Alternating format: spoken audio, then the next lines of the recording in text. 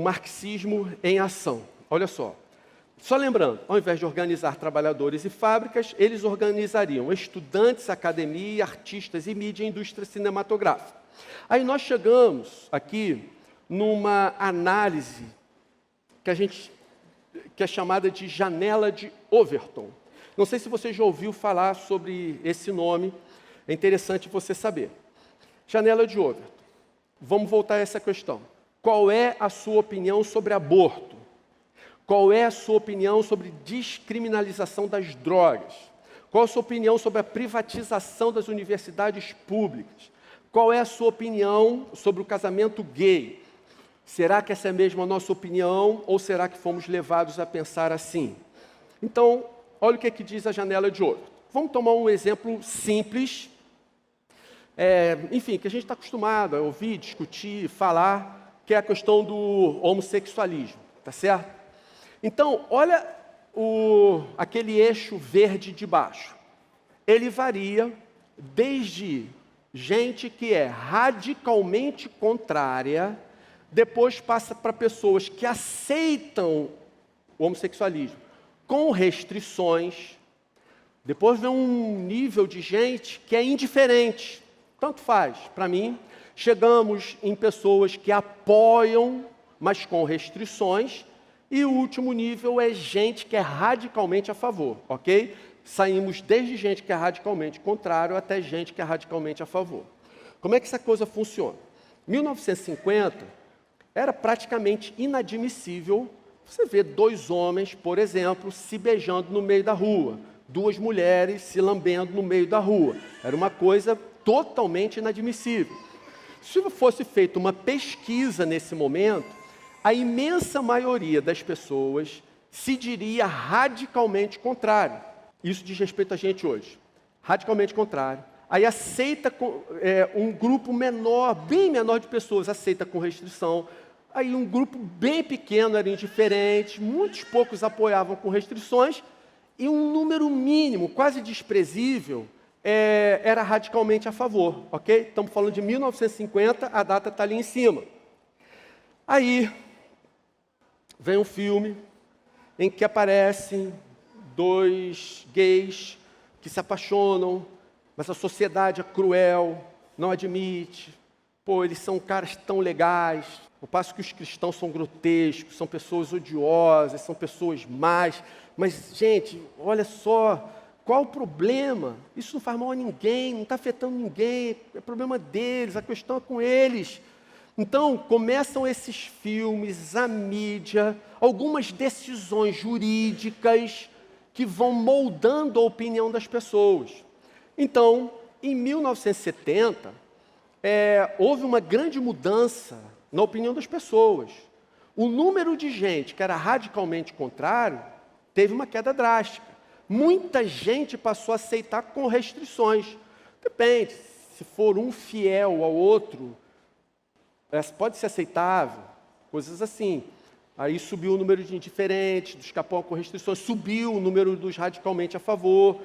E essa curva vai andando. Em 1990, a maior parte das pessoas eram indiferentes, era exatamente esse raciocínio. Tipo, pô, cara, o problema é deles, não faz mal nenhum a nós, está tranquilo, sou indiferente. Cara, não vou apoiar, mas também não tem nada contra. Não tem nada contra. Você tem alguma coisa contra? Não, não tem nada contra. E aí a curva vai andando, chegamos num ponto em que a maioria hoje apoia. Pô, cara, ó, fui num casamento de gay, foi maravilhoso, maravilhoso. Tem mais, hein? Digo para vocês o seguinte, ó, conheço gay que vive junto, 5 anos, 10 anos, 15 anos, nunca nenhum traiu o outro. Nenhum. Muito melhor que muito casamento de cristão aí, que vivem se desentendendo, vivem brigando, vivem, enfim, estressados.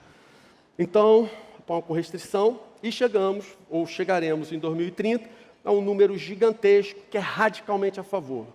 Não, eles têm razão, o que importa é o amor e tal. Bem, a contabilização dessas pessoas que são radicalmente contrários, aceitam com restrição, diferentes, até radicalmente a favor, isso é chamado de janela de Overton. A maioria das pessoas, aonde está a opinião da maioria dessas pessoas?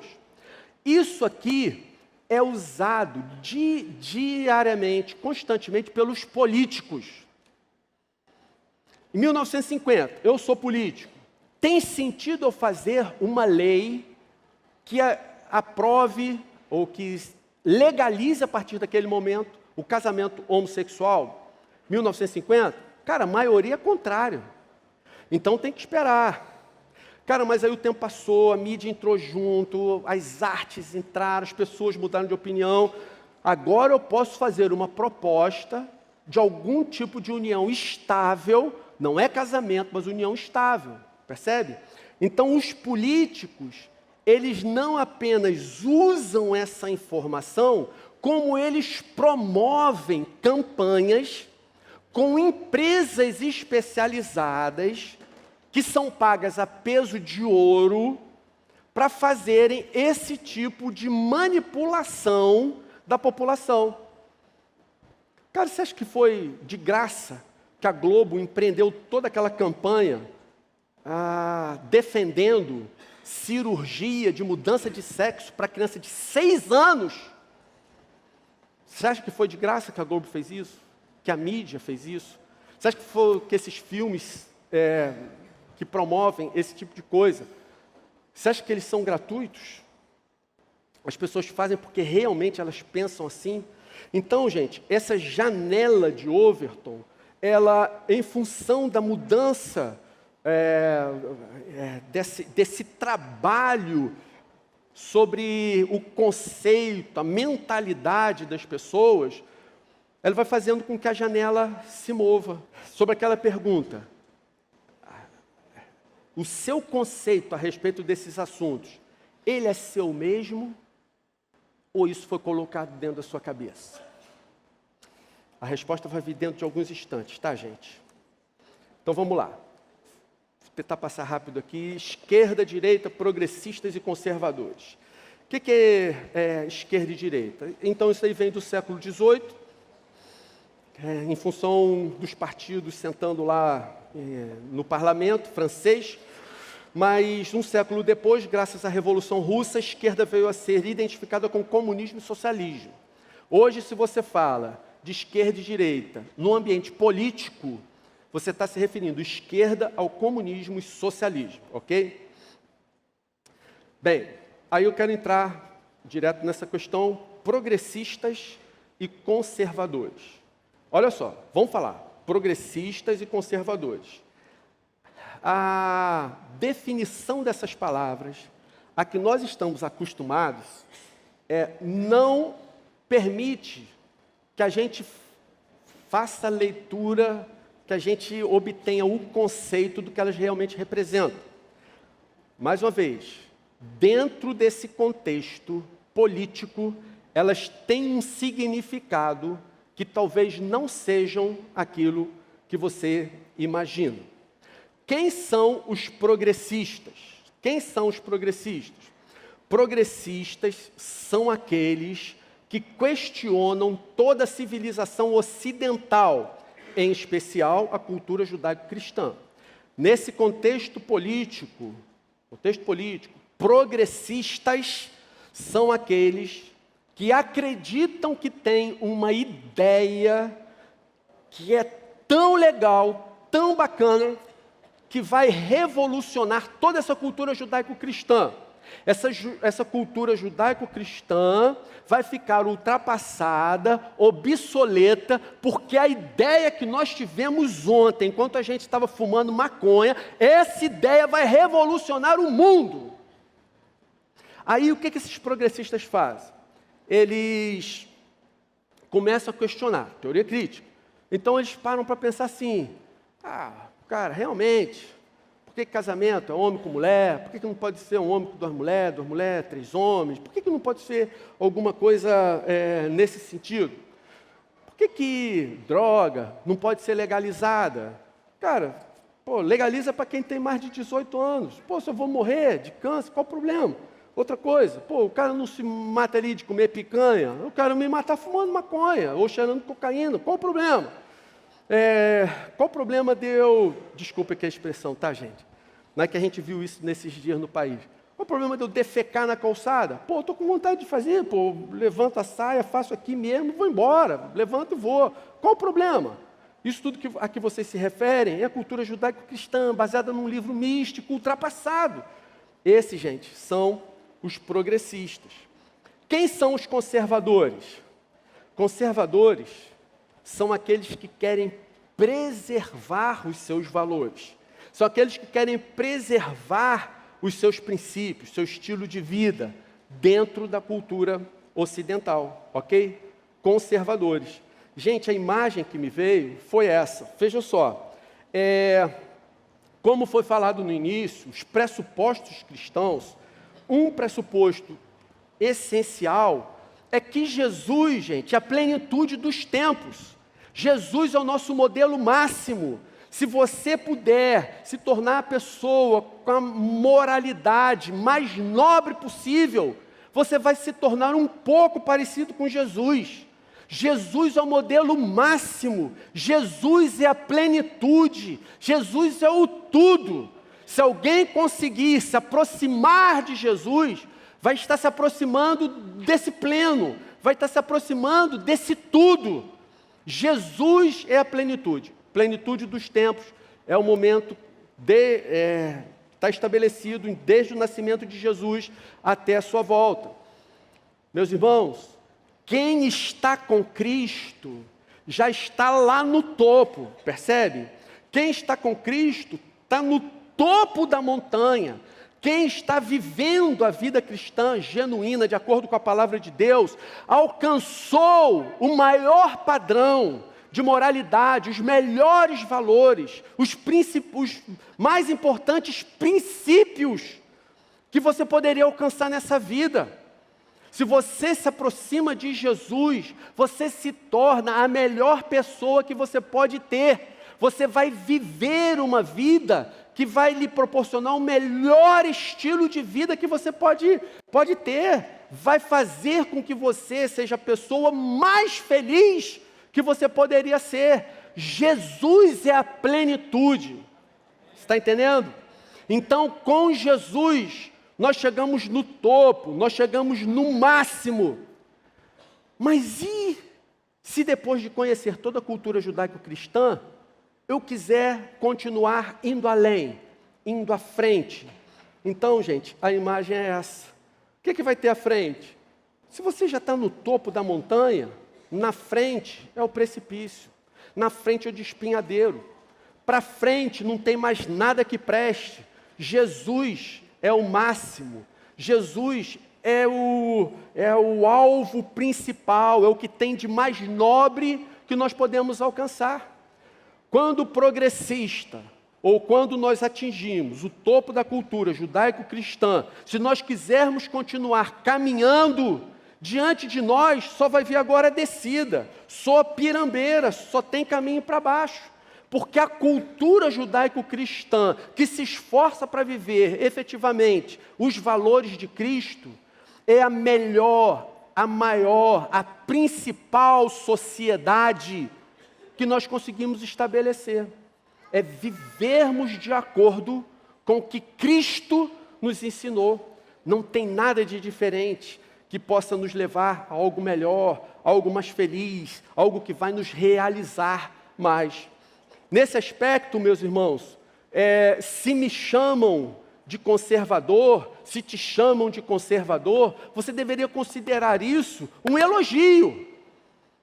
Pô, aqueles caras, a gente ouve isso.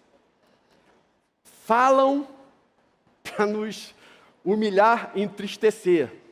E como nós nos alegramos como ouvimos isso. Aqueles caras da Oceânica, tudo conservador. Eu falo, graças a Deus. As ideologias de esquerda são atraentes, em especial aos jovens. Por quê? Porque elas aplanam o caminho para que as pessoas possam dar vazão aos mais profundos desejos de sua natureza decaída. As ideologias de esquerda oferecem para você tudo que a nossa natureza decaída deseja. De onde vem a prostituição? De onde vem os roubos? De onde vem a inveja? De onde vêm todas essas coisas que não prestam? Cara, é da nossa natureza decaída. Aí chegam essas ideologias de esquerda e oferecem para você. Cara, o que você quer? Liberdade sexual? Pô, tá aqui, cara, vamos fazer uma lei. Você vai ser livre. Pô, você pode transar com quem você quiser na tua frente. Faz o que você quiser do teu corpo. Essas ideologias, elas aplanam o caminho para tudo aquilo que a nossa natureza decaída almeja, anseia. Por isso ela é atraente. Todo cristão deve ser, palavras de John Stott, tanto conservador como radical. Conservador ao preservar a fé e radical ao praticá-la. Primeira consideração, como cristãos, devemos entender que o cuidado com os pobres e necessitados, a justiça social, é uma ordem de Jesus que devemos cumprir alegre e voluntariamente, não por imposição do Estado. Beleza? Quando a gente fala contra socialismo e comunismo, cara, é lógico que a gente não está falando que o pobre tem que se danar. É claro que não é disso que a gente está falando. Irmãos, essa bandeira de defesa do pobre, do oprimido, da viúva, do necessitado, é nossa. Não é de partido de esquerda, não. Essa bandeira é dos cristãos. Essa bandeira é da cultura judaico-cristã. O que nós lutamos contra é a imposição do Estado dessa maneira. Nós temos que cuidar porque somos cristãos e porque temos consciência do que Jesus deseja e espera de nós. Segunda consideração, guarda isso, não há um só registro de que essa ideologia tenha obtido sucesso em algum país ou mesmo tenha criado algo originalmente bom. Conhece? Você pode citar depois, para mim, uma coisa de bom que essa ideologia comunista, socialista, tenha criado no mundo. Me dá um exemplo bom. Eles fizeram uma coisa boa na década de 40, no país não sei do quê. Me fala uma coisa. Não existe. Professor Alderi Souza de Matos é um dos homens mais eruditos que eu conheço do Brasil. Então a análise que ele faz é: o século XX testemunhou o fracasso do sinistro experimento socialista, gerador que foi de um grande número de mazelas. Quais foram as mazelas? Ditaduras cruéis e opressoras, novas formas de elitismo. Sabe aquela coisa de tirar o imperador da Rússia para estabelecer o proletariado e tal? O que foi de fato feito? Tirou aquele imperador e o líder do sindicato, o líder do partido, o líder do movimento, virou o burguês do momento. Agora é ele que detém o poder, agora é ele que detém a riqueza. O elitismo, ele só mudou de nome, mas o sistema de classes e de elite, ele continuou intocado. Sabe por quê? Abre um parênteses, isso não está na apostila não. Existe uma única maneira do socialismo dar certo. Existe uma única. É quando o socialismo for implantado entre pessoas que não tenham uma natureza decaída. Se você conhecer gente que não tem uma natureza decaída, essas pessoas talvez consigam implantar o socialismo com sucesso. Se elas não forem egoístas, se elas forem naturalmente altruístas, aí vai dar certo.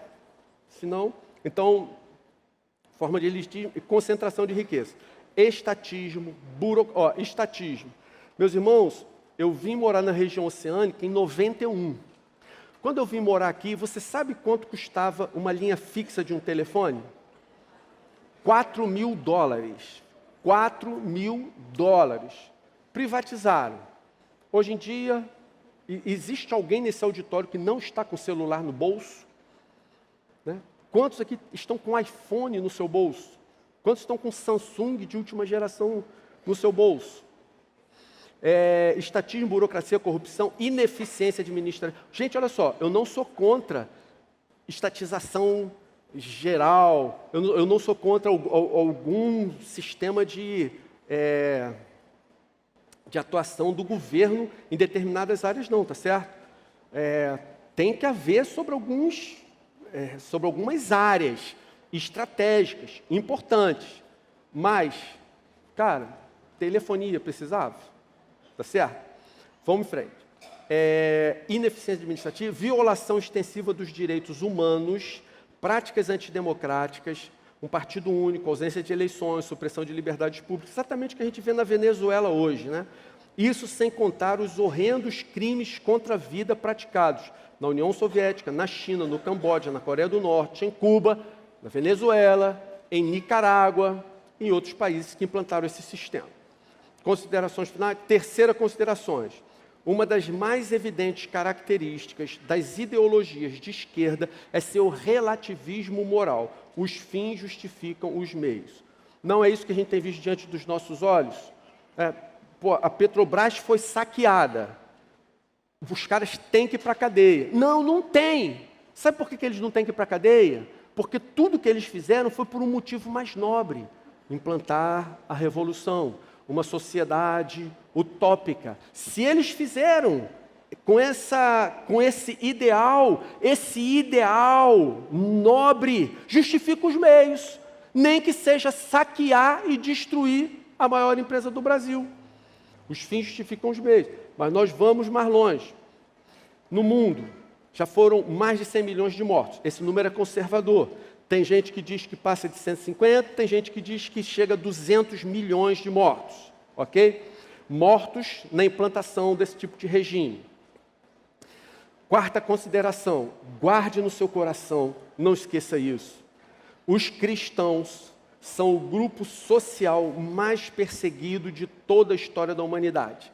Está achando que o grupo mais perseguido são os gays? Cara, isso daí é propaganda da mídia.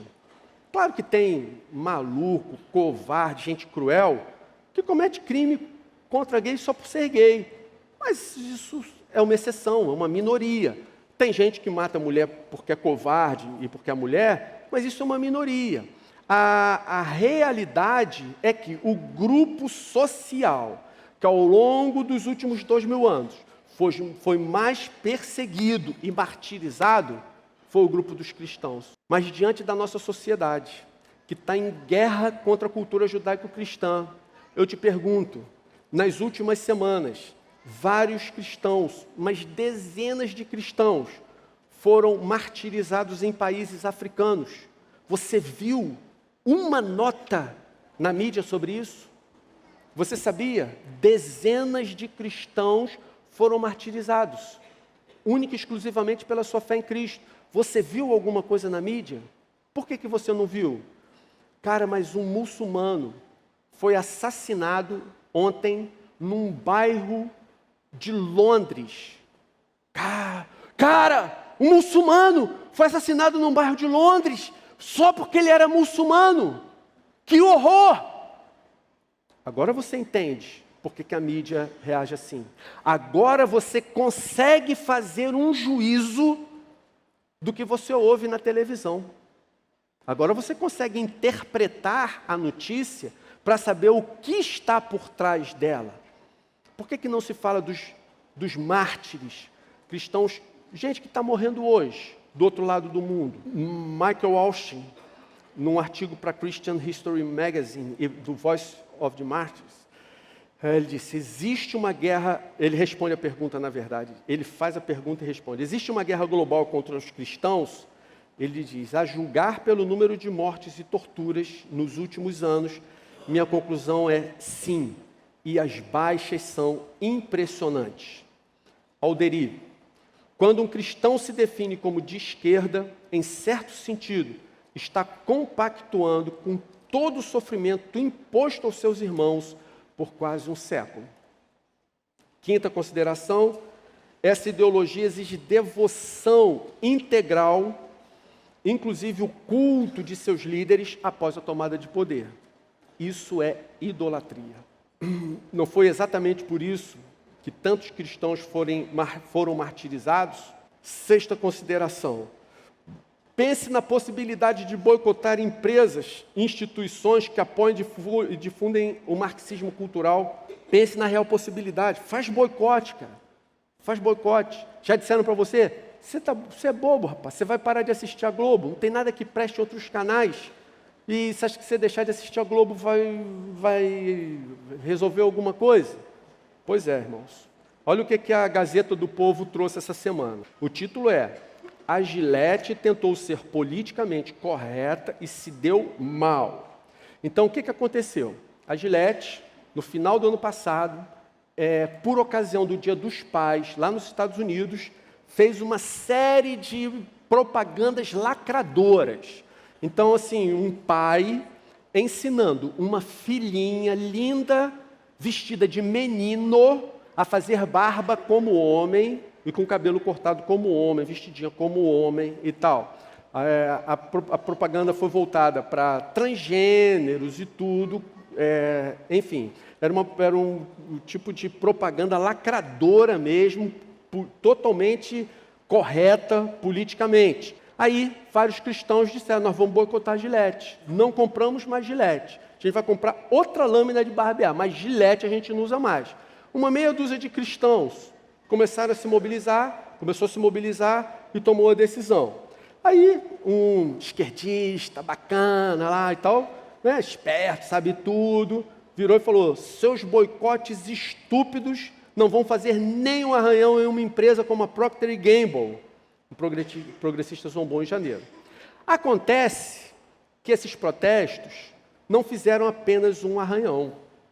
A reportagem prossegue e diz: depois de uma série de anúncios de barbear antimasculinos com transgêneros, a empresa-mãe da Gillette foi tão criticada que os especialistas do mercado se perguntam se a marca vai sobreviver. A Procter & Gamble registrou um prejuízo líquido de 5,24 bilhões de dólares como consequência do boicote dos cristãos. Nós podemos agir. Você não precisa ficar apático. Você não deve pensar que a sua reação vai ser uma reação irrisória, uma reação sem força, uma reação sem resultados. Irmãos, eu vou dizer para vocês, já deve ter uns 2 ou 3 anos que lá em casa a Globo é proibida. Sabe o que eu descobri? Que existe um país que é muito menos depravado e pervertido do que eu imaginava que era quando eu só assistia a Globo. Comecei a assistir minisséries que eu fiquei encantado, que edificam, que fazem bem para o coração, que encorajam a gente na fé. Mude de canal, boicote a instituição até que ela pare de defender o marxismo cultural. Sabe, lembra da exposição queer? Aquilo não pode ser chamado de arte. Aquela exposição queer em Porto Alegre do Santander, cara, boicotaram. O que o Santander fez? Tirou o patrocínio, acabou a exposição. Pode ser feito, nós temos esse poder, nós conseguimos essa mobilização. Os cristãos podem se posicionar, devem se posicionar, e não ache que o seu posicionamento vai ser inócuo, vai ser irrelevante. Se nós nos posicionarmos com firmeza, lembra da declaração de Luther King lá no início? Houve um tempo em que a igreja não era apenas o termômetro da sociedade, mas era o seu termostato. A gente precisa voltar a agir assim. Vamos controlar a temperatura desse processo. Vamos nos posicionar, gente. Olha o que o Bill Simon, ex-CEO do Walmart, falou. Ele sendo entrevistado a respeito daquela matéria da Gillette, ele falou: uma mudança de 3 a 5% nas vendas. Então você vê que é um grupo muito pequeno de pessoas. 3 a 5% nas vendas de uma empresa fará um estrago enorme.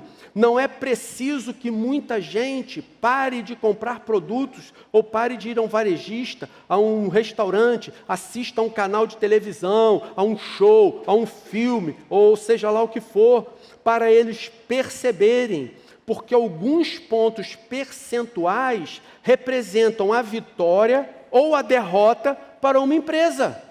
3 a 5% de mobilização já conseguem derrubar uma empresa como a Procter & Gamble. Nós podemos fazer alguma coisa de diferente. Nós precisamos fazer alguma coisa de diferente. Tem gente que vai ficar sentado esperando até que a Ursal, que foi ridicularizada pelo Ciro Gomes no debate eleitoral, a União das Repúblicas Soviéticas da América Latina, se implante e venha uma ditadura comunista e a igreja seja esmagada. A gente precisa reagir. A gente pode reagir. A gente pode fazer a diferença. Olha Chesterton, escritor, jornalista, filósofo, acima de tudo teólogo. Cada época é salva por um pequeno punhado de homens que têm a coragem de não serem atuais. Nós não somos progressistas, nós somos conservadores. Se o contexto dessa expressão é que nós estamos mantendo os valores da cultura judaico-cristã, pô, chama mais de conservador. Como eu me alegro quando eu ouço isso. Irmãos, Romanos 12, 2. Não se amoldem ao padrão deste mundo. Transformem-se pela renovação da sua mente, para que vocês consigam experimentar a boa, agradável e perfeita vontade de Deus. Jesus, irmãos, Ele não morreu para que você fosse politicamente correto. Jesus morreu para que você fosse biblicamente moldado. Nós não estamos aqui para sermos politicamente corretos. Isso não significa, de forma alguma, que nós temos autorização por parte de Deus ou da Bíblia de sermos pessoas estúpidas, rancorosas, más, de forma alguma.